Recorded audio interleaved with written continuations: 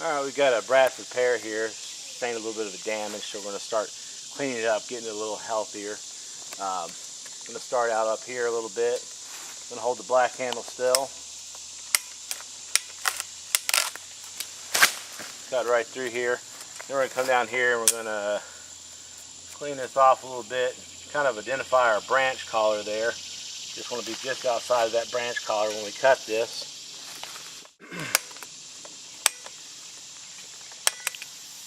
I'm going to extend those handles a little bit, get some leverage.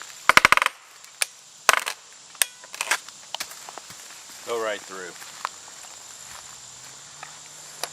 You can see we got a nice clean cut. We're just outside of our branch collar. This tree will start to heal itself relatively quickly.